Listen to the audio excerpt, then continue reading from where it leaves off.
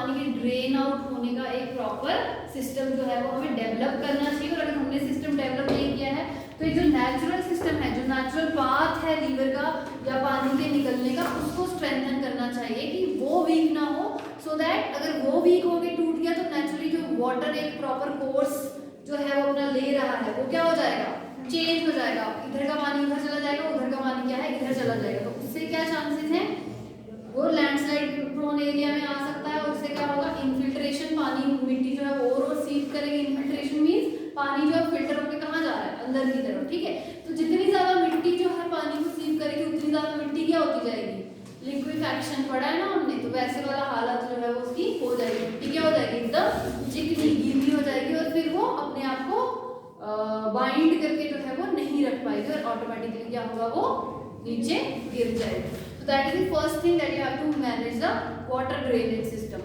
Second is retaining walls, यानी कि जैसे कि अगर हमें पता है ये पहाड़ी है तो यहाँ से लैंडस्लाइड होता है, तो यहाँ पर क्या करते हैं हम, एक मजबूत कंक्रीट की क्या करते हैं, वॉल जो है वो बना रहे। बट खाली वॉल बनाना इंपॉर्टेंट नहीं है, जब हम वॉल बनाएंगे तो हमें साथ साथ में ये वाटर ड्रेनेज सिस्टम करना भी जरूरी है। तो यहाँ पर कंक्रीट वॉल बना रहे, अगर यहाँ से रोड है, सो दैट यहाँ से गिरकर आने का चीजों का क्या हो, डर जो है वो नहीं, ठीक है। तो दिस इज व्हाट क्या कंक्रीट वॉल, ऐसे बहुत सारे एरियाज में है। जैसे अभी हमारा जो न्यू नेशनल हाईवे बना है, जैसे हम मंथन क्रॉस करते हैं, तो मंथन क्रॉस करके भी हम देखेंगे, जहां से हमें सामने एसएमवीडी दिखती है सामने वाली साइड पे, तो वहां पर हम नीचे देखेंगे ना, जमीन जैसी लोगों के घर हैं, तो उसके इस साइड पे भी जो है वो कंक्रीट वॉल जो है वो बनाई हुई है। नेशनल हाईवे जो न्यू बना है उसके बनने के बाद, सो दैट जो यहाँ का डेब्रिस, जो पूरा मिट्टी का ढेर वेर सब कुछ इकट्ठा हुआ है, वो उन विलेजर्स के ऊपर ना गिरे। So there also concrete wall has been made. बहुत सारी चीजें जो हमें अपने आसपास देखेंगे तो वहीं पे ही दिख जाएंगी, ठीक है।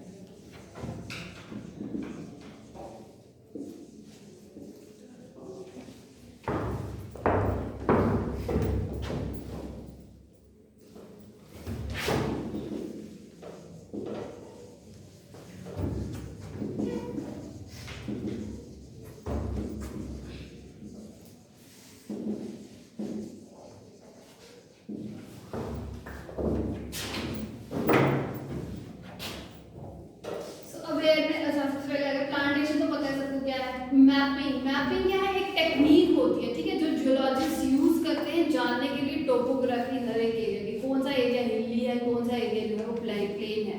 तो ये टेक्निक्स जैसे हम मैपिंग करते हैं तो उससे हम क्या कर सकते हैं, आइडेंटिफाई कर सकते हैं कि कौन से एरियाज जो है वो लैंडस्लाइड प्रोन एरियाज हैं। अगर हमें पहले से ही पता है ये एरियाज लैंडस्लाइड प्रोन है तो वहाँ पर हम सेटलमेंट्स, लोगों के बसने की जगह वहाँ पर बनाने से क्या कर सकते हैं, अवॉइड कर सकते हैं। वहाँ पर लोगों को पहले बताया जा सकता है कि don't make your houses in this area, this is what landslide prone area. Next is awareness programmes, like people should be educated about various symbols. तो जैसे बहुत सारे सिंबल्स होते हैं, जैसे हमारे रोडवेज को लेकर बहुत सारे सिंबल होते हैं, जैसे कि अगर मान लो ऐसे सिंबल है, साइकिल बना है और उसके ऊपर ऐसे क्रॉस लगा है, तो उसका क्या मतलब है? रोड क्रॉस नहीं करते हैं। साइकिल बना है और क्रॉस लगा है, साइकिल मत चलाना। हम साइकिल वैसे चला सकते हैं। यहाँ यानी कि यहाँ पर साइकिल पार्किंग नहीं है, ठीक है। तो ऐसे बहुत सारे सिंबल्स हैं जो कि रोड से रिलेटेड होते हैं, कि जैसे ऐसे एरो होता है टेढ़ा सा, दैट शोस क्या है, ठीक है। तो ऐसे बहुत सारे सिंबल्स हैं, अवेयरनेस प्रोग्राम्स हम क्रिएट करते हैं, तो करने चाहिए लोगों के लिए। लिसन हियर, जिसमें लैंडस्लाइड रिलेटेड सिंबल्स जो है वो लोगों को बताया जाए और पता हो कि यहाँ पर कॉशन बोर्ड है। जैसे कि अगर मैं पर लिख दे लैंडस्लाइड, सिंबल भी कह सकते हैं लैंडस्लाइड। एक बार पढ़ लो। हम लोग को अब जिसको इंग्लिश पढ़नी नहीं आती, मैम जो आम लोग हिंदी पढ़ना आती है उनको, जो इलिटरेट है, पोस्टर्स क्यों बनाए जाते हैं स्पेशली इलिटरेट लोगों के लिए? अब वो we see a skull to bones क्या बताता है वो? डेंजर। तो वो लोग अगर जो पढ़ नहीं सकते उनको सिंबल देख के जो है वो, अब जो पढ़ इलिटरेट हैं, if they are doing smoking, if they see the symbol cigarette and a cross, that means no smoking. तो जो इलिटरेट लोग हैं बेसिकली उनके लिए सिंबल्स जो हैं वो बनाए गए हैं। तो जैसे अगर हम बात करेंगे कॉशन बोर्ड्स की, तो लोग एजुकेटेड होकर भी uneducated sometimes they behave. Again I take the example of this national highway only, there is one point जहां पर लिखा हुआ है सामने photography not allowed, but you see vehicles parked over there, people standing on that tunnel के अंदर भी मना है। हाँ, वो ऊपर वाले हिल, वो पहाड़ी में चढ़े हैं, they are taking selfies and all. So this means कि हम पढ़ लिख के भी क्या है, अनपढ़ों वाली हरकतें कर रहे हैं, सही से नहीं पढ़ेंगे। At least the point is at least we can start you know be a part of the change। कि अगर कल को आपको वहाँ जाने का मौका मिलता है और अगर आपकी फैमिली फ्रेंड्स में कोई कह रहे हैं let's stop there and get a photograph click, तो एटलीस्ट हम क्या कर सकते हैं, we can say no। बहुत सारे लोग जो है वहाँ से फिसल के already they had died, so that's why वहाँ पर अलाउड नहीं है। तो लोग वो जो बैरियर है उसको क्रॉस करके जो है वो जा रहे हैं।